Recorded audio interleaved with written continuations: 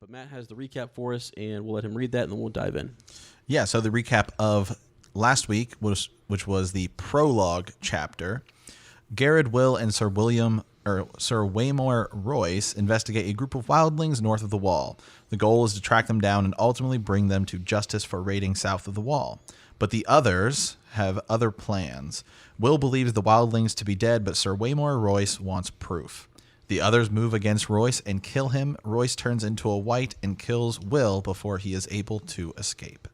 Right. Yep. And so, and we talked about the last time too. Just this is a Song of Ice and Fire, guys. I mean, this is all the references there are just they're numerous references, right? So I thought that was sometimes you skip over the prologue and you don't think it's that meaningful, but boy was it ever, So. All right, the summary for Chapter 1, Bran. The Starks head out to see the king's justice done. I thought it was an interesting way to say an execution. Yes. So that's really what they're going to see. And by the way, this summary is a little bit longer. I kind of want to give a summary of the whole chapter. It's a short chapter. And what we thought we would do, you guys have read it. And if you haven't read it, the whole point of this podcast is that we were going to do a reread.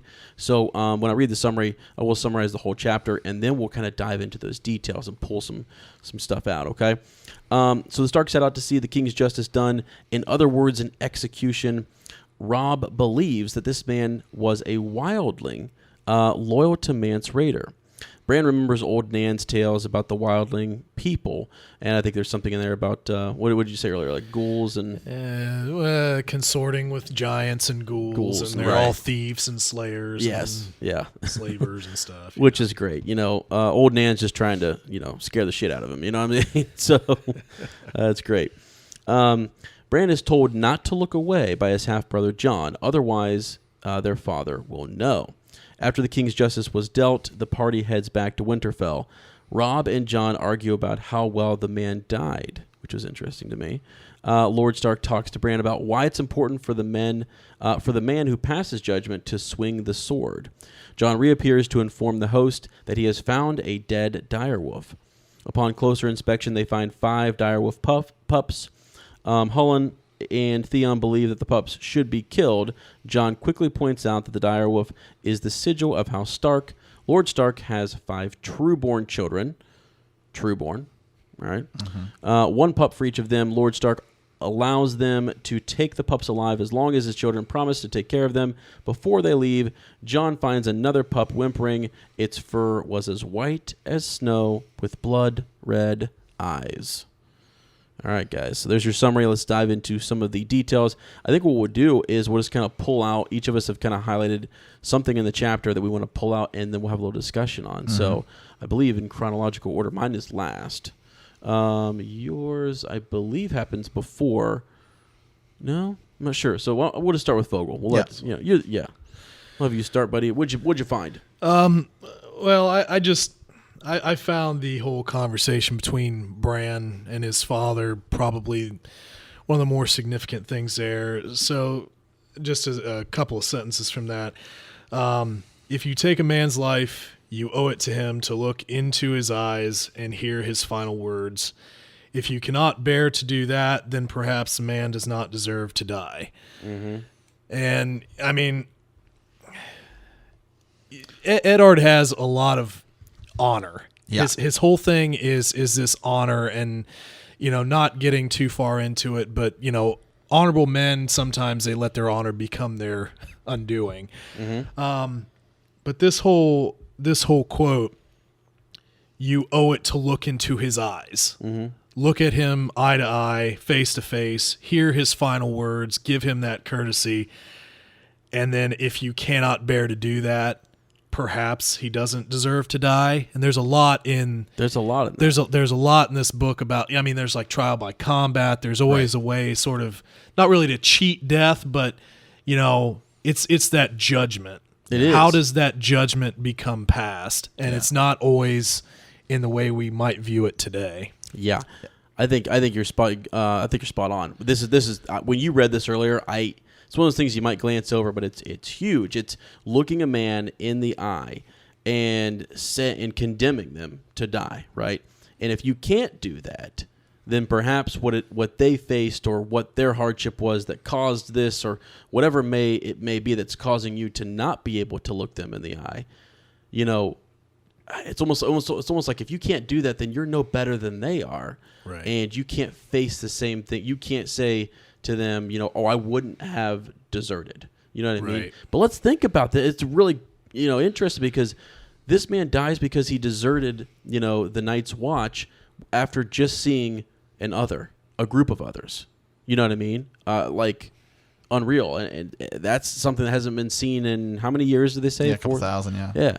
So I mean, I think that's really significant. So yeah, and two things about that line. First of all, I have the Kindle version as opposed to like reading it in a book, and in the Kindle version, it will show you if something has been highlighted a big number of times. Like Amazon keeps track of that stats. Yeah, that specific line has been highlighted 6,675 times. So it'll specifically tell you if one line has been highlighted a lot. That's really cool. And the other thing is the lead into that line is when Ned asks Bran, "Do you understand why I did it?" That's and right. Bran's like, "Well, he was a wildling," and he's like, and then Eddard Stark, Ned Stark says, "No. The question is why I must do it." That's right. Yeah. Has nothing to do with what he may be or is, and he's wrong. He's not a wildling, but it's the idea that, you know, the question is, why do I have to swing the sword? And they talk about King Robert has an executioner. Yeah, that's right. And the old, you know, kings of the north and things that they have the blood of the firstmen in them, right? And that's not their way. Yeah, it's amazing that he's still teaching and passing on, you know, I guess like their teachings or their beliefs, right? He's still passing that on. Yeah. I just think that's really interesting. So that it's thousands of years later. Yeah, very early in the chapter, we see in the first 2 pages of the chapter, we hear the first person we hear about, big name, is Mance Rayder, the king beyond the wall. Yeah. Yep. Then when you get to the second page or third page, when Ned is getting ready to kill him, he says, "In the name of Robert, the House Baratheon, you know, the king of the Andals." Yep. So they're very clearly setting up these differences between the kingdom. Right. And so we know that, well, okay, in the north is its own thing, beyond the wall is its own thing, and in the south they do things differently. But in the north we do it this way. This is our way of doing it. Right. Yeah, and it sets, you know, later on, not to jump into the next chapter, I'm going to, whatever. Well, throughout the series, that it's always if people view the north, it's its own place. That's right. Right. It's vast, it's huge. The Northerners will never ever bow to like a Southerner, and people don't necessarily understand them. They don't really even play by the same rules. You know, like the politicking and things don't quite. You know, they can learn to play, but they're not. They're more straightforward. Just, you know, Catelyn Tully really talks about that in the next chapter. So yeah, and then later, you know, it's real. I mean, that's why they talk about it being, you know, the Seven Kingdoms. Right. That's right. They are very different. I mean, like the Crown Lands and the Reach, like those, and the Stormlands. Okay, those are pretty like accessible to each other. But Dorne, the Iron Islands, the North, even the Eyrie or the Vale, they're like their own place. Oh yeah, absolutely.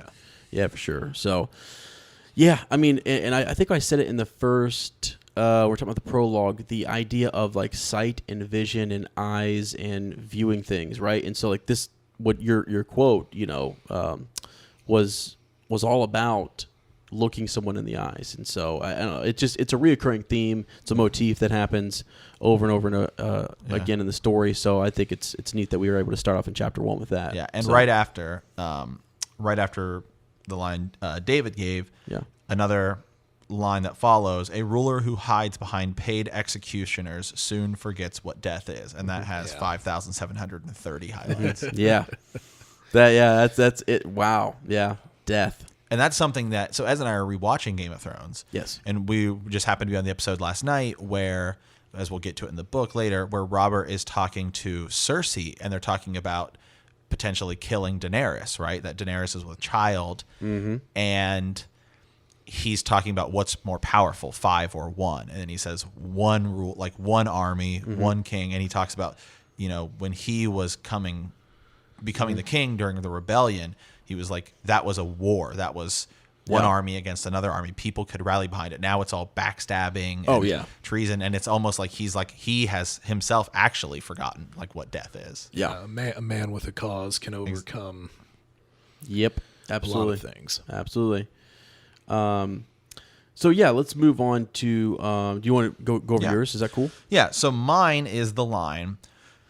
This is when they find the dead direwolf. Right. His father knelt and groped under the beast's head with his hand. He gave a yank and held it up for all to see. A foot of shattered antler, tines snapped off, all wet with blood. Yeah. So it's interesting that, and then I'll make a parallel to something else here. It's interesting that it's foreshadowing. Yeah. If you really think about it through, what's the word I'm looking for here? Through whatever, Just foreshadowing simile or whatever. I don't know. Yeah. In that. Oh, symbolism. Symbolism. That's the word I'm looking for. Yeah. Through symbolism is that the antler, it is like potentially probably a stag that has killed this direwolf. Yeah.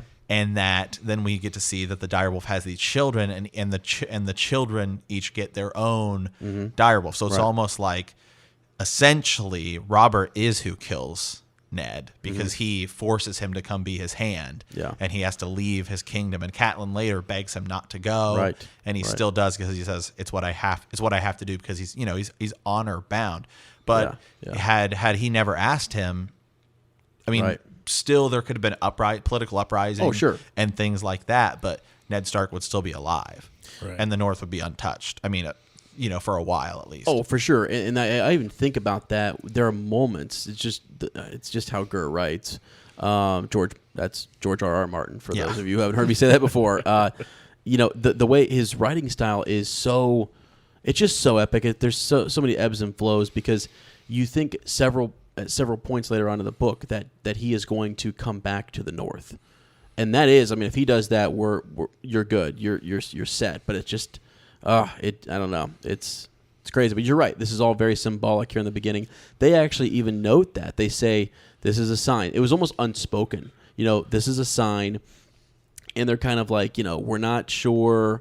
No one really wanted to talk about what it really did symbolize and what it could mean. And at that point in time, they don't know that Robert is coming north or that things have happened in King's Landing, and all of this stuff is happening right there around the same time. We can get into in the next chapter once we learn about some of that news. But if you look at what happened beyond the wall, what happens at Winterfell, and what happens at King's Landing, almost all happen around the exact same time.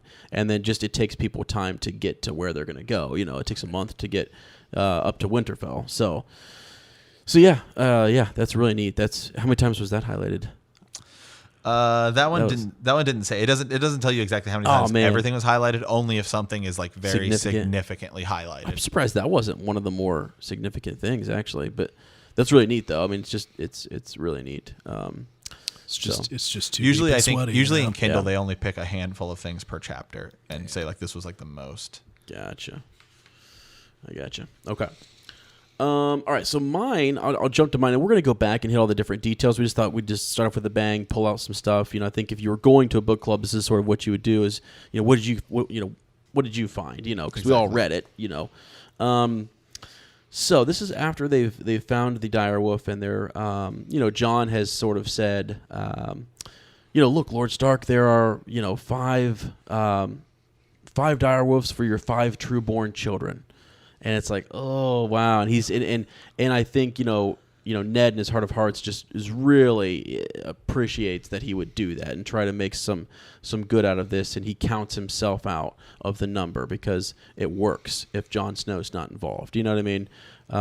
So Jon is his bastard, by the way. So as we and he calls him Lord Stark, not father. Right, he calls him Lord Stark. Right. So really, Jon is using air quotes here. Half brother to all of the other Stark children. So, in the books, he still is. He is, and why am I air quoting anything? You never know. You know what? You never know. Yeah, we're talking about A Song of Ice and Fire here. So, all right, let's see. So they're talking about the pup. They had just found it. Says he must have crawled away from the others, Jon said, or been driven away. Their father said, or been driven away. you know. Yeah. Which is interesting because Jon is the first to go. He's the first to leave. Yep. By what? You're right. Symbolism. Right. I know. It's guys, it's those little lines just like that. I mean, that wasn't what I was going to focus on, but that's significant. Or driven away, their father said, looking at the sixth pup. His fur was white, where the rest of the litter was gray. His eyes were as red as the blood of the ragged man who had died that morning. Bran thought it curious that this pup alone would have opened his eyes while the others were still blind. And so I thought it was interesting that, Bran makes note. Again, we're talking about opening your eyes and seeing things and being a witness to stuff. And this pup, who something had drove it out or whatever it may be, his eyes are open, right? And he's seeing things. And Bran notices that, and his eyes are open later, and he's in more than one way. Yeah. But Jon is the first to see the true threat. Yes, he is. And so it just kind of made me wonder and think about that and how he is the first. Yeah, like it's, again, just more symbolism, and that is his pup. His fur is as white as snow, and his eyes. I'm not going to go too far with this, but you start to theorize, they're as red as fire and blood. Okay? Yeah. So I'm just going to say it. I'll just go ahead and say it. So super, super interesting to me. And I thought, blindness too. Arya gets blind later on. We can talk about all of that goodness. But what does it mean though that the pup that he has, his eyes are open? It also could mean too that he's a bastard. And later on in these next couple of chapters, we're going to learn what it means to be, a cripple and a bastard. And just that even though he's under a lord's, house, he is still really revered in Winterfell, but he's the bastard. You know what I mean? So it's like he's open more to the harshness of the world around him. Does that make sense? Yeah. Yeah. I just was thinking that what else could that mean? And that's all I can really think of right now. I know it has a lot. We could get to, the end of the series with this, but right here where we're at, I just think he's had to experience things in a different way. He's faced some harshness with his stepmother, as you will, Catelyn Tully. And earlier in the chapter, when they're riding, I think it's when they're riding back or getting ready to ride back, they're talking about the difference between Robb and Jon in their appearance and how they look really like nothing alike. Right. Yep. Yeah, that was really interesting. And there's one of your first, dead giveaways. I mean, they both have the Stark blood in them, right? But different mothers. Yeah. Okay. But that's, it's so weird trying to navigate. Don't jump around too much. Right. Don't go too, right. Yeah. Robb was big and broad and growing every day with his mother's coloring, the fair skin, red brown hair, the blue eyes of the Tullys of Riverrun. Jon's eyes were gray, so dark they seemed almost black, but there was little they did not see. He was of an age with Robb, but they did not look alike. Jon was slender, where Robb was muscular. Dark, where Robb was fair, graceful, and quick, where his half brother was strong and fast. Now, of course, you then find out in a couple pages that Jon is not a trueborn. He's not his trueborn son, right? But is it potentially alluding to something even bigger? Right, exactly. Yeah. But right there, where you're talking about their descriptions, they're talking about how the deserter died. Did he die bravely? Right, and how it's again this, death. They die in fear. Yeah, all those different things, right? And I think they were mentioning his eyes, right? Isn't that what they were talking about? Because eventually Robb says that he wasn't impressed, and he says the others take his eyes. He swore he died while racing to the bridge. So maybe they're talking about somebody else, I think there. But anyways, they're talking about how this man died, and I thought that's interesting. These are two guys who are growing up, learning about. Especially for Robb, he may be in that position one day where he has to pull out ice, and he may have to, pass or. They kind of alluded to that. There was a line there where he spoke up about the pups, and he's like, it sounded like his father or something, if I remember that correctly. So. Yeah, because Theon was kind of being a little bit of a jerk, and he was put Theon in his place. Yeah, exactly. Yeah. So one thing that I want, so we're past all of our main points here, so we're going to dive into some of the like nitty or gritty details, I think. And this is just for those of you who have read and have seen the show. I thought this was interesting. So, and I showed this to Matt the other night. We were listening to the audiobook when we went to go get massive amounts of food. Yeah, the crispness. Yeah. So this is talking about Bran when he's sitting on his horse and he's talking to his father. I believe it's either before he's passed judgment or after. But he says he had a grim cast to his gray eyes this day. He seemed not at all the man who would sit before the fire in the evening and talk softly of the age of heroes and the children of the forest.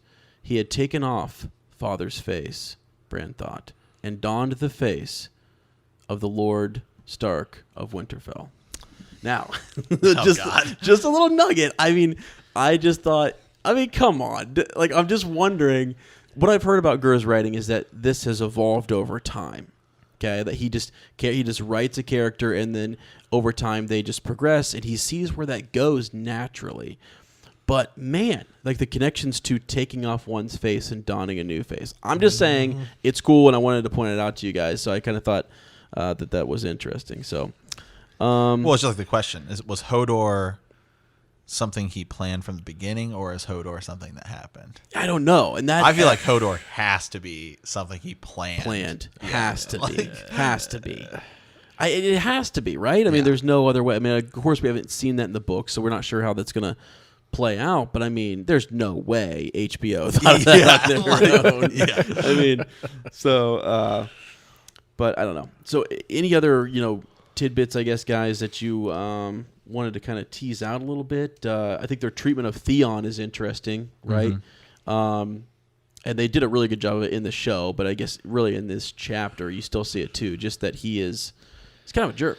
Yeah, he's very arrogant. He makes jokes of everything. Like there was something in there. When he kicks the head. Yeah, when the head falls at his feet and he kicks it and laughs about it. Like, hey, look at the head. Right, yeah. Like what kind of crazy stuff is that? But there again, the Ironborn are a little different people. Yeah. I have one right here. It's no freak, Jon said calmly. That's a direwolf. They grow larger than the other kind. Theon Greyjoy said, there's not been a direwolf sighted south of the wall in 200 years. I see one now, Jon replied, which is so telling of Jon's character, where he is the first to see the others. He sees blood magic later on. Yeah. Even where we're at in the show, he is the one who has to go, north of the wall to bring back a white. When he sees Daenerys and her dragons, he's the one who goes through the most, I would say, of any character. Oh, absolutely. And so it's just this idea of like seeing is believing for Jon. Yeah, I mean, gosh dang, guys. So many references to seeing things into the eyes here. Let me just read a little bit more of that. So Bran tore his eyes away from the monster. So that's right after he said, Jon just said, I see one now. Bran tore his eyes away from the monster. That was when he noticed the bundle in Robb's arms. He gave a cry of delight and moved closer. The pup was a tiny ball of gray-black fur. Its eyes, still closed, it nuzzled blindly against Robb's chest as he cradled it, searching for milk among his leathers, making a sad little whimpery sound. Bran reached out hesitantly. Go on, Robb told him. You can touch him. And, Bran's nervous here at this point, too, to receive this direwolf. I mean, they've probably been raised on stories that these things are just... this is a pup, but still. They said in there, they're like, what is it, the size of a pony or something like that. Yeah, exactly. Big. And so they're all kind of a little bit concerned about this. They've not seen one, like you said, Matt, south of the wall. And I think it's Holland says, direwolves loose in the realm after so many years. He says, I like it not. And then Jory, who's great, I think that's their captain of security or something like that. Right. It's a sign, And their fathers, they're all kind of beating around the bush here as to like it's not a good sign. It's definitely doesn't seem like it's a great sign. But they turn it into one just because of his children and things. With the I find it interesting, and maybe it's just Gur wrote it this way to just have it make sense. But even later, like Tyrion is like, what are their snarks? Like those things above the wall, but. like Cersei and Robert and all these people see a direwolf, and it's like if a direwolf hasn't been beyond the wall in 200 years, one, how do you know it's a direwolf? Two, you're not freaked out by it. Yeah. Like they just, I don't know. It doesn't make sense that they're like, they don't believe there's anything beyond the wall like that, but they now have legitimate proof of a dire wolf. Because, I mean, Joffrey gets bitten by one, you know? Right, yeah. So they see these dire wolves, they're just like, whatever. Okay, well, which is it? You know? Right. What'd you think about the part where Theon he drew his sword? He's like the sooner the better. Yeah. When they were thinking about killing these pups because they just didn't think they could survive. You could think about that pretty hard. I Right. mean, just the whole fact that he is an Ironborn instead of a Stark, and he's kind of just there. Yeah, which is his character. I mean, that's his. But he's also just very willing to kill this direwolf. I mean, again, it's not his house, it's not his sigil, etc. So it doesn't really mean a whole lot to him. But I think there's is it more foreshadowing, like a revenge type of thing too. Is Right. Well, I can't kill any of you, but by God, I'll kill your sigil. I mean, right there. That's exactly right. Yeah, I mean, could be. I mean, I don't. I mean, later he does think betray, that's- but then like ultimately in the end he kind of comes around. Yeah. I mean, it does kind of foreshadow his betrayal a little bit, though. Yeah. I would say, just that he's willing to draw the sword. He doesn't actually ever do that. I mean, he takes Winterfell, but he's not gonna. It's all just really for his father and to try to prove himself. But I don't know. Just thought that was kind of interesting. So, but you're right. That was the moment where Robb told him to put away his sword, and he was just like seemed very much like his father. In that moment. So, which is a good thing because he's gonna need to be. Yeah. One day. One day. One day. Let's see. Maybe one of the, unless you guys have other things to discuss about the chapter. The Stark children have to take care of these pups. Okay. And it might not seem like a huge deal, but they have to care for them, nurture them, and I think it's interesting the age difference between all the different children, right? Because you've got Bran, who's much younger, and Rickon, who have to take care of their direwolves. Well, they said Rickon was a baby in Yes. that chapter, so it's 3 years old or something like that. Yeah. Right? And so, I'm sure he had help taking care of his. But again, they create these, and his is Shaggy Dog, isn't his name? Yeah. Shaggy Dog. So Bran with Summer, and is it Summer? Yeah. Yeah. They all just kind of... Summer that's Sansa's dog. Is it her Summer? I can't remember which one is... I know Nymeria is Arya's. right. Yeah. So, but anyways, go ahead and look this up real quick. We'll go over them because their connection to their direwolf is important, and I think the way they take care of them and handle them and keep them close, the proximity to their direwolf seems to be important. And so, this is the first time where that relationship starts. They're gonna take them back to Winterfell, and they've got to take care of them. And Lord Stark is very stern about that. The servants and different people are not going to be taking care of these things. No, you're right. Sorry. Yeah, Summer is Bran's. They are Ghost, which is Jon's, Right. Nymeria, which is Arya's, Summer, Bran's, Shaggy Dog, Rickon's, Grey Wind, Robb's, and Lady, which is Sansa's. Yeah, Lady. Yeah. So original. Yeah. And something I have, Robb says, they won't die, we won't let them die. And let is italicized in the text. Uh-huh. And it's interesting because, spoiler here, as we've said before, we are a spoiler podcast. Oh, absolutely. Yeah. Is that actually all of the dogs that have died so far have Yeah. died because of something that their owner did. Yeah. With maybe the exception of Sansa. I mean, somewhat. I mean, that one's kind of hard because it's right out the gate. Yeah. But Grey Wind, that's totally Robb's fault. Yeah. Shaggy Dog, that one's maybe not Rickon's fault. I mean, because Rickon just kind of thrown. Yeah, we don't know yet. We don't really. Book. We In don't the really book, we know don't in the book. Even in the show, isn't it? It's just they're just kind of like it's like an afterthought. Oh, we killed the dog. They captured him. This is how we prove it's Rickon. We Exactly. killed That's his how they dog. prove it. Yeah. And so Summer, that one's Bran's fault, definitely, because he fights to protect him. Exactly. And then Nymeria, who is still alive Right. in the show and the book, and Ghost, who is still alive in the show and the book. Right. Yeah. Man, that's interesting. That is really interesting to think just about. Yeah, how they died, and that little quote, like you said, we will not let them die. Right. Yeah, I don't know. it is interesting. It's interesting too, just that how like I always think Arya and Jon were really close too, right? So they're super close, and they're still seem to be the last ones with a direwolf, which is interesting. So I think the direwolves are so cool. And at one point, even Catelyn Tully later on gets in, said kind of is encouraging Robb to keep Grey Wind close. So, absolutely. Yeah. Well, I like the idea of, and I'm still hopeful in the book this will happen, the idea of the power that like the sigil has, because obviously we see it, clearly with Daenerys, where she has dragons and you know what I mean? Oh yeah, absolutely. And then obviously the Starks have power over these direwolves. And I believe in the book, whether it's Euron or Theon, will have something to do with a Kraken. I think we're gonna. I think we're gonna see a Kraken, because in the book you have to remember that Euron Greyjoy is a lot more mystical and powerful, where he has the horn of winter. So I totally think we're gonna see a Kraken in the books. That'd be probably not in the show, but I think we're gonna see it. Right. Yeah. Oh man, absolutely. So let's see. Anything else with this? I think it's neat that we start with the point of view of Bran. Yeah. That he is the first real, we get a good. There's a why him, Matt? Why? Well, why? There's actually a big game. There's a lot of the theories, that are out there. There's actually a big theory that Bran is telling us the story, that he's like the narrator of Game of Thrones. Okay. Because he's the first POV character, and now that he's in the show and in the book. On that path, yeah. Yeah, he's on that path in the book, but in the show he has become like the Three-Eyed Raven, essentially, where he has power to do whatever, really, is that he could be telling us this story. Yeah, absolutely. Yeah, I think it's neat too that they start with Bran, and I've always kind of thought about that.